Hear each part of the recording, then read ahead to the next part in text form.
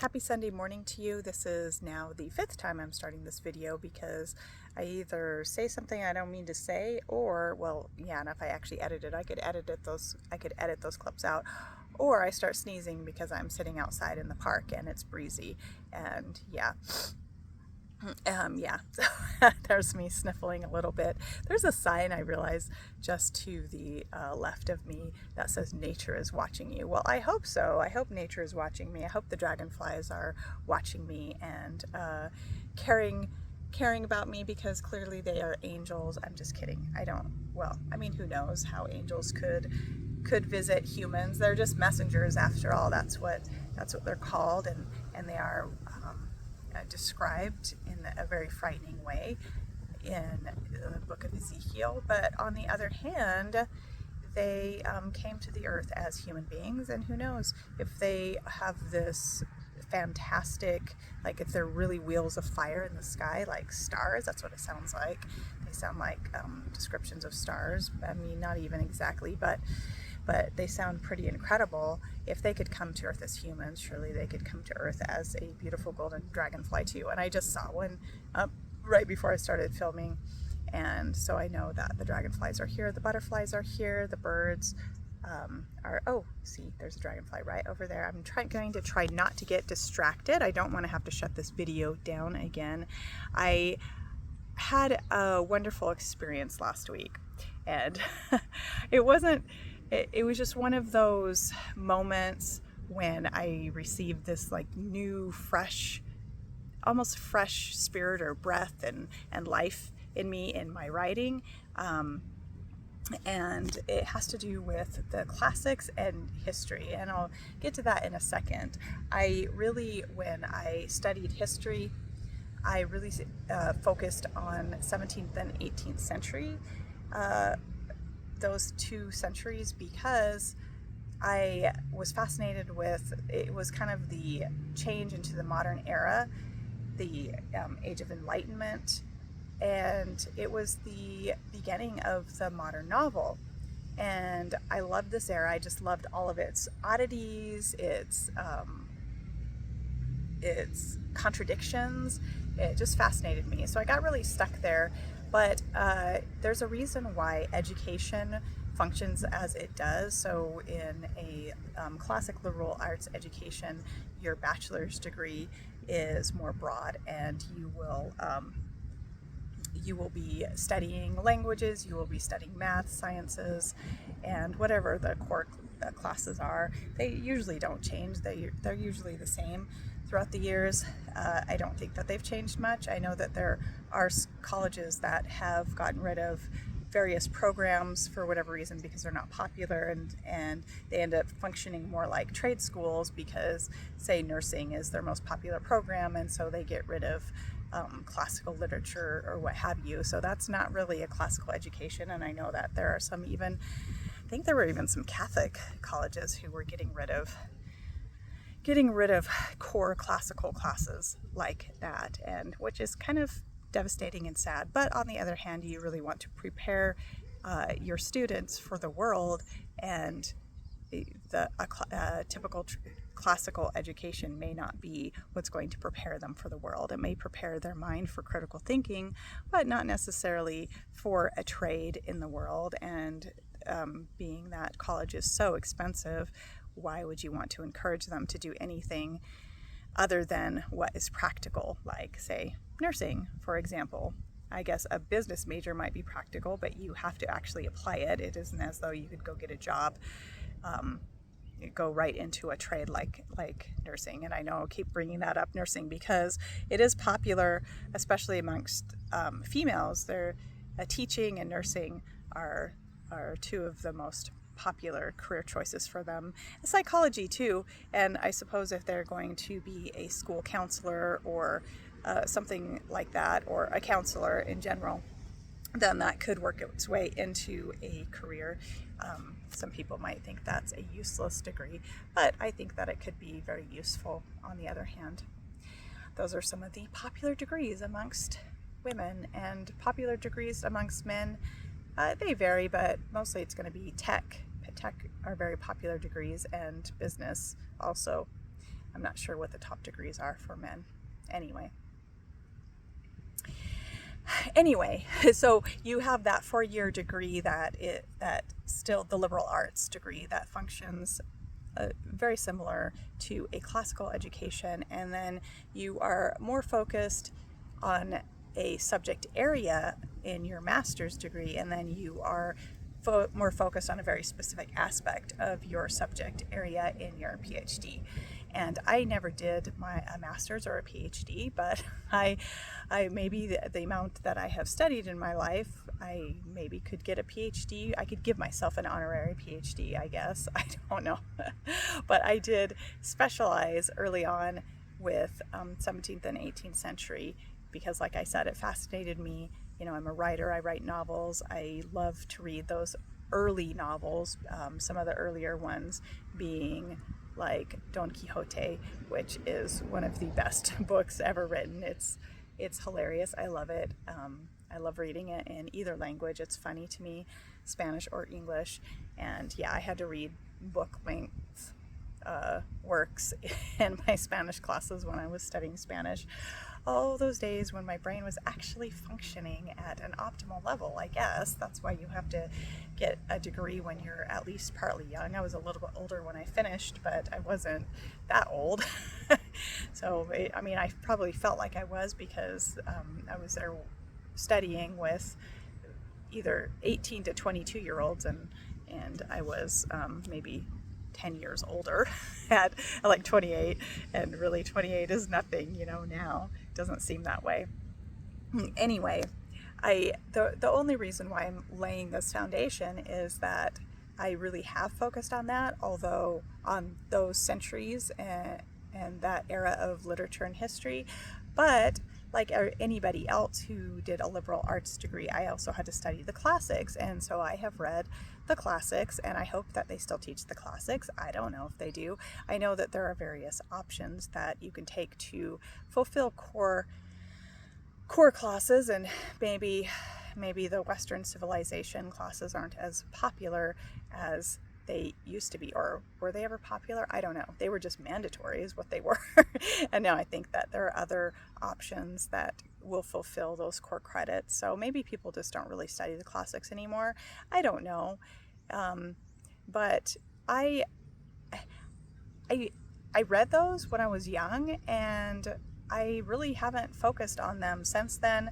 You can't really read the literature of the 17th and 18th centuries without seeing all kinds of references to classic literature, because that's what they were educated in. Anybody who was literate and could write was educated in the classics. And so, of course, you'll want to have read that. That's the thing about history, is that it's everything is so integral. Everything is layer upon layer upon layer.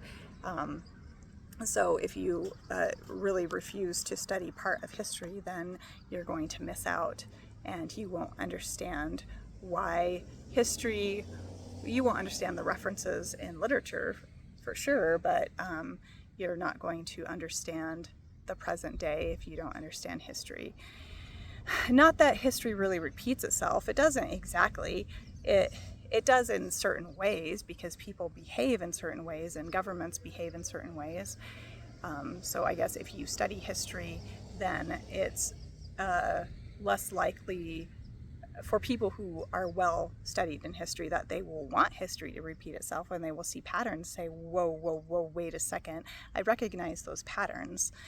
But yeah, and the world and all of its vices and devices will always throw something new at us. Anyway, again, that was just a foundation for my listening to a YouTuber named Zachary May last week. I'd never seen him on my YouTube feed. I've never heard of him. And my YouTube feed kicked out this series of his. Well, it started with, I don't even know if it was the first video in the series now, because I listened to all of them, where Zachary May was going over, doing like an analysis and critique of the Iliad. And I saw it, and I was playing my accordion, and I get really, I don't know, my brain that can't just focus on one thing I was listening. I like to listen to podcasts while I'm playing the accordion. I mean, I have to listen to tutorials and music theory at some point if I really want to get good at music. But I like to listen to podcasts, and I actually bit on that one. I'm like, that's interesting, the Iliad.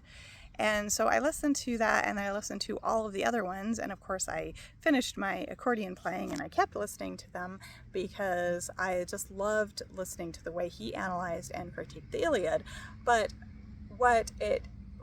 the blessing that it gave me in the middle of my week last week was a sort of fresh look at my main character of Hector in my 2 books. Okay, so the first one, Delivering Hope, has already been published, and the second one I'm trying to finish, but I'm just going to tell you a little bit about writing sequels. Sequels are really hard. I guess some people, they like the familiar characters, they like the familiar settings, and so for some authors, a series are great for them.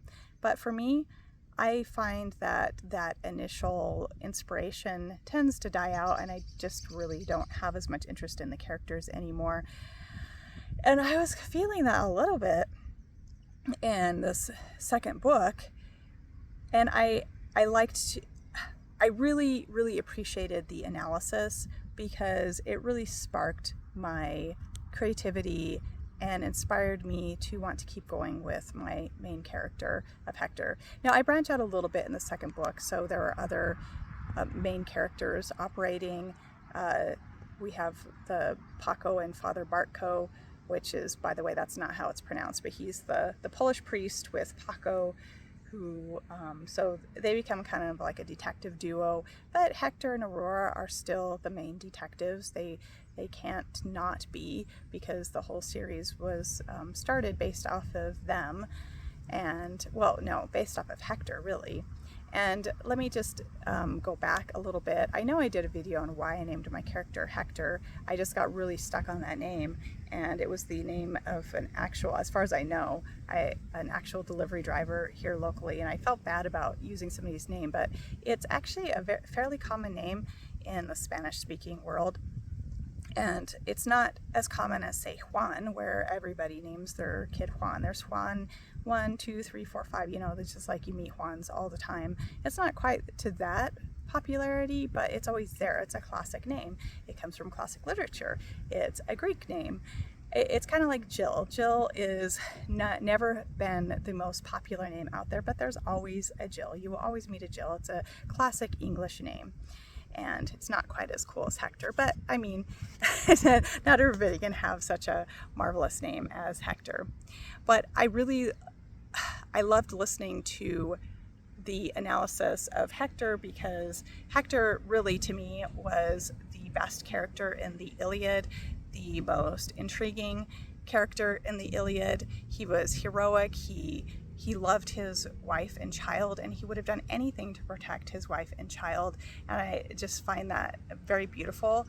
And I also find the contrast between him and other human characters and the gods and the way they act to be just fascinating to me. And I know in the thinking and the thought processes of this classic literature, the gods manipulate human beings. So they kind of control human beings, but they are impulsive, they're capricious, they shift who they want to control, who they like, whose side they're on, because they're just fueled by their emotions. They're just completely emotionally driven. And in contrast to that, the human beings are acting in a more steadfast and honorable way.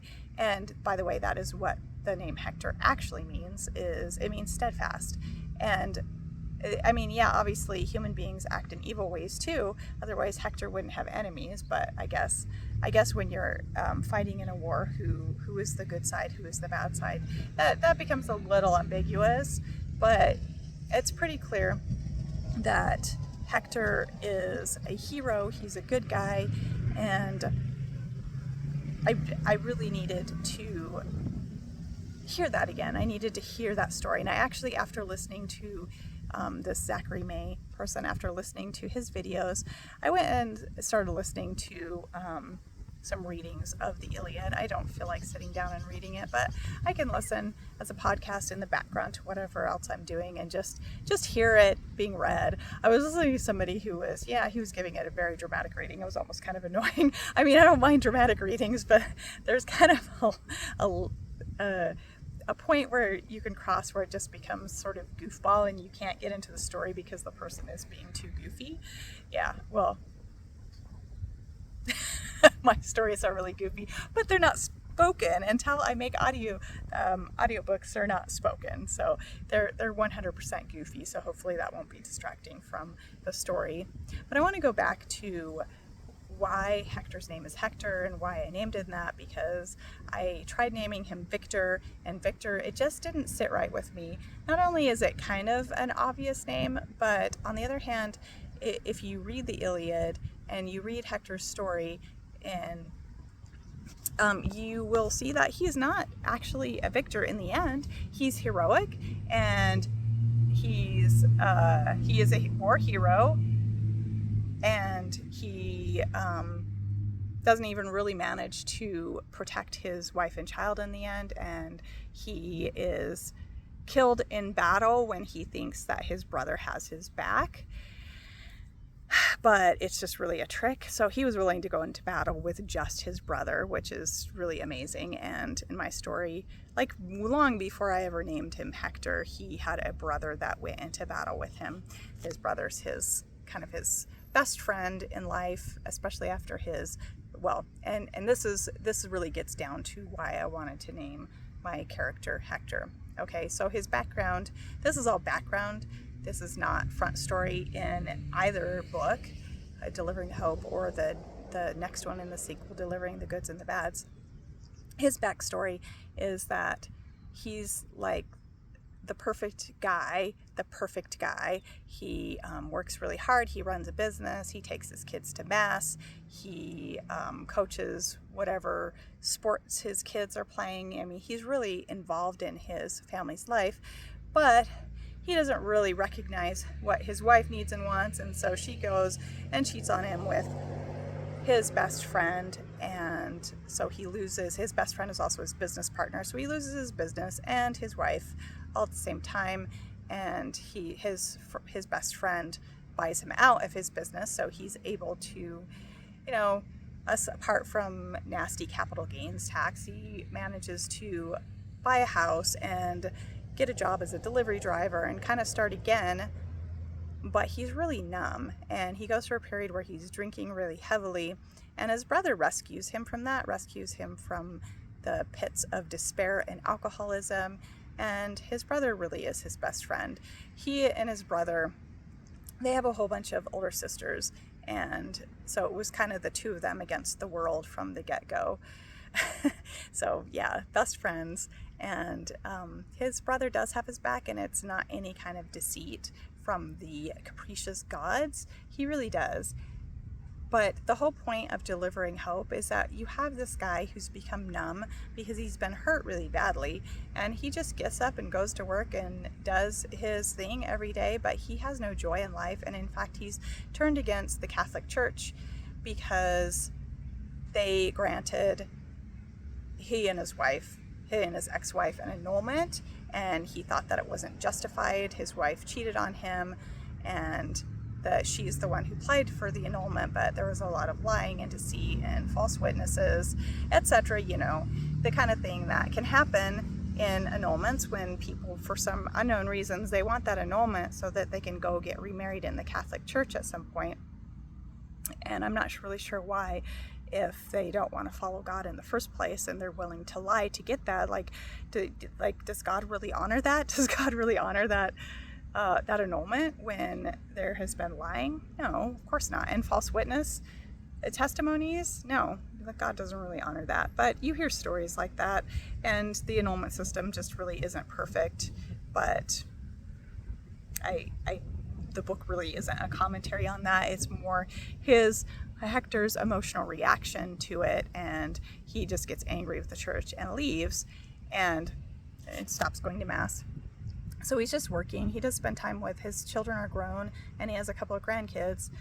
And so that's what he does. He works and he spends time with his kids and grandkids. And he's just sort of numb inside until he's woken up by getting involved in trying to save a widow and her son. The son is actually kind of a background presence in the book until the very end, because he's actually making himself scarce from the world because he's very traumatized by other circumstances. And so yeah, he's there, but he's kind of like a background presence until the very end of the book. Anyway, he regains a purpose in life by helping other people, and he finds himself a way back into the Catholic Church, and goes to confession and starts going to Mass again, and kind of just restarts from there. But unfortunately, when you write a sequel to that, then what? So your character he's already found a purpose in life as a detective, and he gets thrown, of course, into another murder mystery in the second book, and he's already found his way out of the deepest depression that he was in. So where do you go from there? Like, of course his life isn't perfect, because it never is. So you have a mountaintop moment, but then when you come down, life is just drudgery again, and you're just still working the same delivery driver job. And the widow you rescued, she may or may not be romantically interested in you, and anyway, she's not over her husband yet. She has a lot of trauma that she has to go through, and life is not easy. So there's all of that at play, but the initial impetus, I guess you could say, to get him out of where he was in life and fight battles and be heroic and be a warrior, maybe not an entirely 100% a victor, because he's human. That's why I couldn't name him Victor. That's kind of an ongoing process in life, and I really needed the inspiration because I was losing it in this book. I really needed to see that, and it's like when I listened to Zachary May's video, it's like something clicked, and the writing just flowed after that, and there was more. I don't know how to explain it. It's the way artistic inspiration works. Everybody has a muse, and I don't know what to say about that in a spiritual or philosophical way, but there is a muse inside anybody who is doing artistic and creative work, and it's almost like I lost my muse.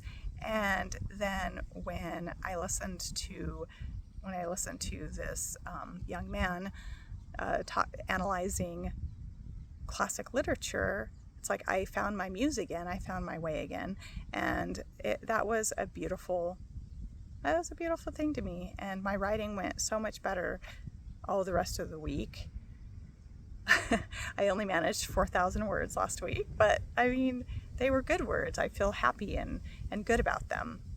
I feel like they are going to lead to the ultimate conclusion of the book, because I also feel like I'm behind from last year, and I'm worried about my deadline that I've given of December 20th, because I have to finish everything out, edit it, and then send it to the editor. Then she has to do the work, and it's just, how is this all going to happen? Well, by God's grace alone, it's going to happen. That's all I got to say about that.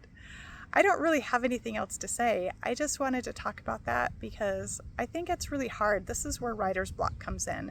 I think it's just, when you lose that inspiration and your writing just really doesn't, it just goes dry and it doesn't feel right anymore. Like you just don't have that energy behind it. And if you don't have that energy inside, then it's going to be very lackluster in print. And I mean, it is a problem with any artistic endeavor. Like, you want to create something for the marketplace, but it's hard to consistently keep that energy going.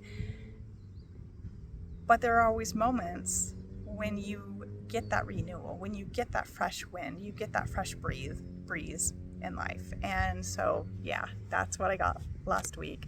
And I really enjoyed listening to his analyses of classic literature. I really focused on the Iliad. He's got all kinds of classic literature that he analyzes, and I will put a link to his channel. I don't know how often he makes videos, but I will put a link to his channel. I mean, it's it's not the usual YouTube that I listen to, but it's still good. It's intriguing, and I think you would enjoy listening to him. Yeah, and that's really all I have to say. So I hope you have a great rest of your Sunday and a great Labor Day weekend, actually. And I think I'm going to be laboring tomorrow on Labor Day. That's appropriate, right? Yeah, I think so.